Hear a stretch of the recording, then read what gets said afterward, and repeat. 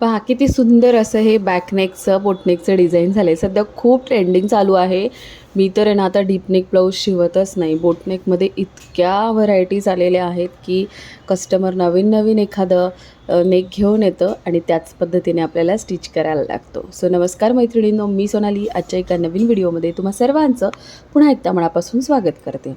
चला आधी हा बॅकपार्ट जो आहे तो पेपरवरती कटिंग करते. तुमची जी काही ब्लाऊजची तयार उंची असेल त्याच्यामध्ये 1 इंच प्लस करायचं आहे. तुमच्या ब्लाऊजचं जे काही तुमच्या बॉडीवरचं जे काही शोल्डर असेल त्याचं अर्ध आपल्याला इथे मार्क करायचं आहे आणि त्यानंतर बंद बाजूकडून 2.5 इंचावर एक मार्क करायचं आणि शोल्डर ड्रॉप आपल्याला 1.25 इंच द्यायचा आहे.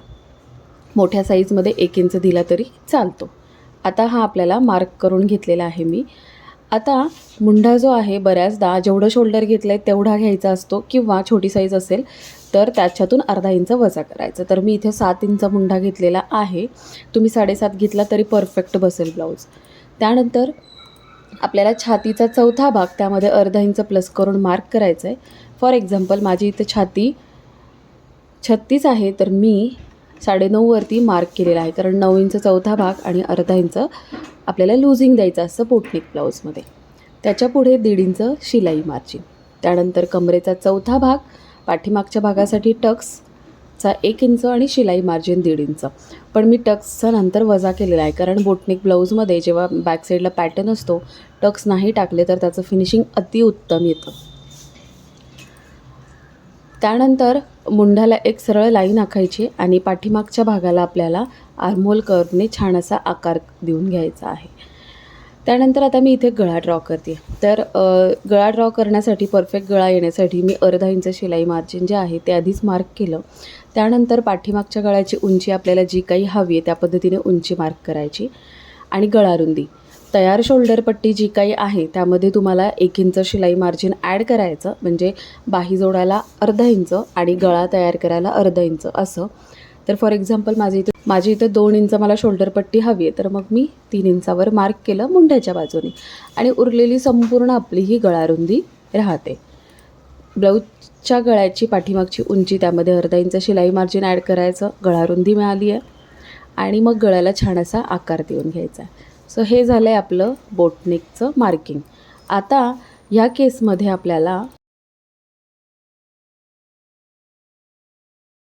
आता आपण हे कट करून घेऊयात. तर मी इथे पेपरवरती कट करून घेतलं आहे.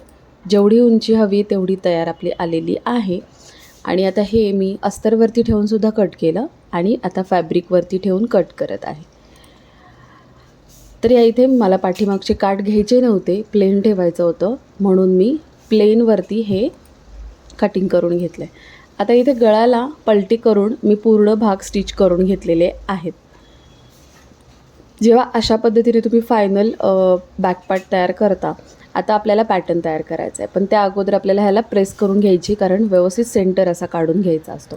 आता मी इथं तुम्हाला कॅनव्हासवरती हा आपण जो शेप तयार केला हा खूप ट्रेंडिंग शेप आहे आणि खूप सुंदर दिसतो बॅक साईडला. याला जर तुम्ही छोटे छोटे बीड्सचे हँगिंग जर बनवले तर अजून सुंदर दिसतो.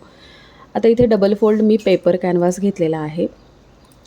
तुमचा जो मधला गळा असेल त्याची उंची रुंदी तुम्हाला फाइंड आउट करायची, म्हणजे समजून घ्यायची की तुम्हाला किती असली पाहिजे. तर आता मी ज्या पद्धतीने जो नेक बनवला आहे त्यामधून फार डीपही नाही होत आणि फार छोटाही नाही होत, तर तो आपल्याला रुंदीला 3.5 इंचावर घ्यायचा आहे, म्हणजे तयार तो 7 इंचावरती तयार होतो आणि तेवढी ब्रॉड पार्ट आपली नॉर्मली असते आणि छान दिसतो. आणि उंची तुमच्या ब्लाऊजच्या उंचीनुसार तुम्ही घेऊ शकता. तर मग मी मधला पॅच जो आहे तो मी 8 इंचाचा तयार करते आहे पहा, आणि रुंदी जी आहे ती मी 3.5 इंचावरती घेते. चौकोन तयार करून घ्यायचा. हा चौकोन तयार केल्यानंतर एक्स्ट्राचं मी जे काही कॅनव्हास होतं ते कट केलं. आता ह्यामध्ये आपल्याला टाचणी लावून घ्यायची.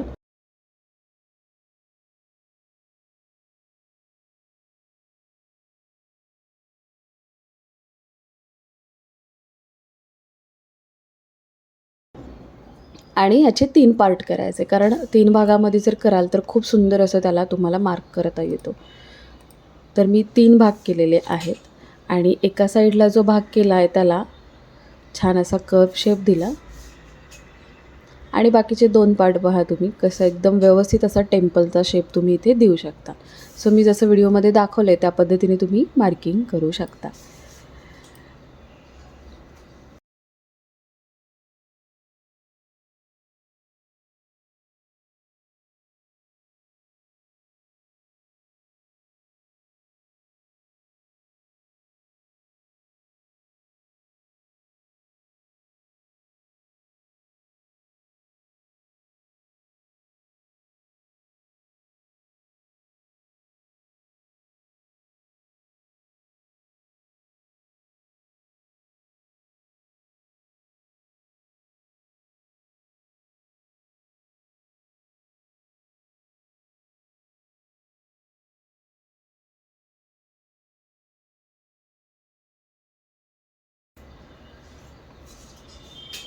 तर छान असा मी कर्व शेप देऊन घेतलेला आहे जसा शेप हवा आहे. कॅनव्हासच्या बाहेर तुम्हाला अर्धा इंच फॅब्रिक अर्धा इंच कॅनव्हासला मार्जिन सोडायचं आहे आणि कट करून घ्यायचं आहे. त्यानंतर मेन कॅनव्हाससुद्धा कट करून घ्यायचं. हे झाल्यानंतर आता आपल्याला कॅनव्हास जे आहे ते अस्तरवरती स्टिक करून घ्यायचं आहे, म्हणजे चिटकवून घ्यायचं आहे. तर त्याचबरोबर मी हे जे बॅकपार्ट तयार केला होता त्याला पण छान इस्त्री केली. बघा, तुम्हाला जर का ब्लाऊजला छान फिनिशिंग हवं आहे तर तुम्हाला इस्त्रीशी मैत्री करावी लागते. कंटिन्युअसली तुम्हाला ब्लाऊज कटिंगपासून स्टिचिंगपर्यंत कंटिन्युअसली जर तुम्ही इस्त्री वापराल तर तुम्हाला हवी त्या पद्धतीची तुम्ही फिनिशिंग क्रिएट करू शकता. आता हे कॅनव्हासवरती कट केलेला गळा मी इस्त्रीवरती इस्त्रीच्या साह्याने अस्तरवरती चिटकवून घेतला. त्याच्या साईडला अर्धा इंच मार्जिन सोडून अस्तर कट करून घेतलं आणि त्याला छोटे छोटे नॉच दिले, जेणेकरून आपल्याला कॅनव्हासवरती ते आपल्याला स्टिच करता आले पाहिजे फोल्ड करून.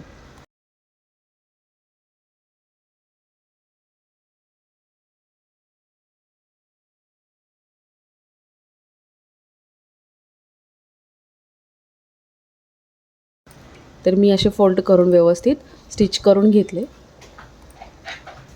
कॅनव्हासचा सेंटर काढला आणि ब्लाऊजचा जो बॅकपार्ट आहे त्याचा सेंटर काढला आणि वरून 1 इंच साधारणतः सोडून आपल्याला ते ठेवायचं आहे.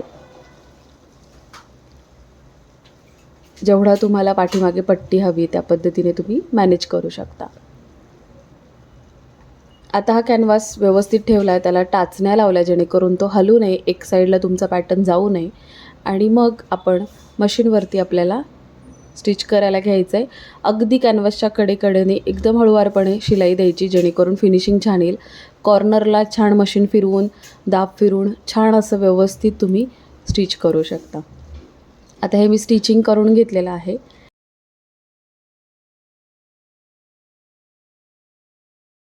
मधून कट करायचं, पाव इंच मार्जिन सोडायचं आणि मधला भाग कट करून घ्यायचा. नॉचेस द्यायचे छान असे आणि पलटी करून घ्यायचं.